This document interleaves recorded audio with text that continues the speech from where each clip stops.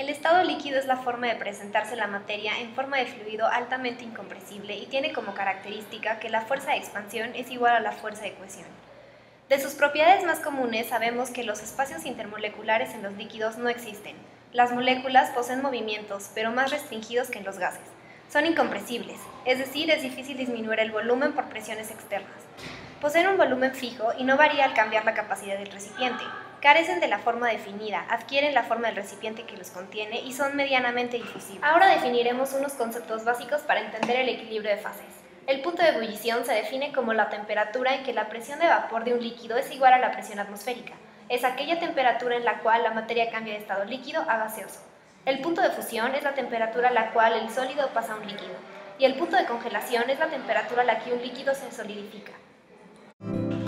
La presión de vapor es la presión de la fase gaseosa o vapor de un sólido o un líquido sobre la fase líquida para una temperatura determinada, en la que la fase líquida y el vapor se encuentran en equilibrio dinámico. En la situación de equilibrio, las fases reciben la denominación de líquido saturado y vapor saturado. Esta propiedad posee una relación directamente proporcional con las fuerzas de atracción intermoleculares, debido a que cuando mayor sea el módulo de las mismas, mayor deberá ser la cantidad de energía entregada para vencerlas y producir el cambio de estado. El equilibrio dinámico se alcanzará más rápidamente cuanto mayor sea la superficie de contacto entre el líquido y el vapor. Calor de vaporización es la cantidad de energía necesaria para que la unidad de masa de una sustancia que se encuentre en equilibrio con su propio vapor a una presión de una atmósfera pase completamente del estado líquido al estado gaseoso. Calor de fusión es la cantidad de calor necesario para convertir una cantidad determinada de un sólido a un líquido en el punto de congelación. Los diagramas de fases son una representación gráfica de las fronteras entre diferentes estados de la materia de un sistema. Cada punto en este diagrama representa una combinación posible de la temperatura y de la presión. El diagrama se divide en tres áreas que representan los estados de agregación y los dos puntos especiales, siendo el punto triple el punto donde coinciden los tres estados y el punto crítico en el cual las densidades del líquido y del vapor son iguales. Los diagramas de fases se pueden utilizar en varias maneras. Primero, podemos concentrarnos en las regiones separadas por las líneas de estos sistemas y conseguimos una cierta idea de condiciones de temperatura y de presión que son las más probables para producir un gas, un líquido o un sólido. También podemos centrarnos en las líneas que dividen el diagrama en los estados, que representan las combinaciones de temperatura y de presión en las cuales se tienen estados en equilibrio. A lo largo de la línea AB podemos ver que es la razón en la que el sólido sublima para formar un gas y al revés es la razón a la que un gas se condensa para formar un sólido. A lo largo de la línea BC es la razón a la cual un líquido hierve para formar un gas. De manera contraria es la razón a la cual un gas condensa para formar un líquido. A lo largo de la línea BD, razón a la cual un sólido se funde para formar un líquido y al revés es la razón a la cual un líquido se congela para formar un sólido. Equilibrio de fases líquido-vapor.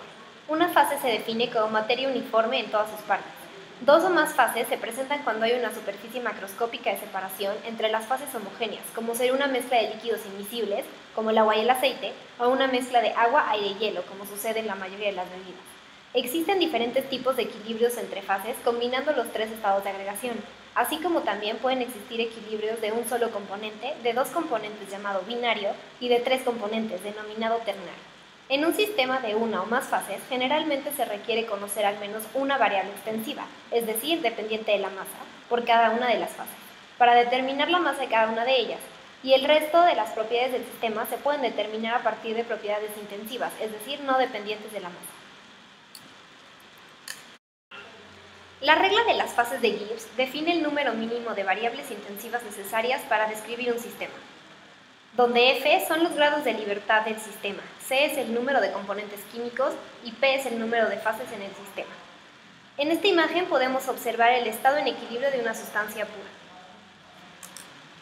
La ecuación de Clausius-Clapeyron liga los valores de presión y temperatura en los estados de equilibrio bifásico de una sustancia pura, pero solo es aplicable para obtener la presión de vapor de un sólido o un líquido a una cierta temperatura si se conoce otro punto de equilibrio entre las fases. Esto es así porque para llegar a esta expresión desde la ecuación de Clapeyron por medio de deducción, se hace la aproximación de despreciar el volumen molar del sólido o del líquido frente a la del gas, que además se supone de comportamiento ideal. Esta ecuación se usa frecuentemente para explicar el patinaje sobre hielo. El patinador, con la presión de sus cuchillas, aumenta puntualmente la presión sobre el hielo, lo cual causa que éste se funda.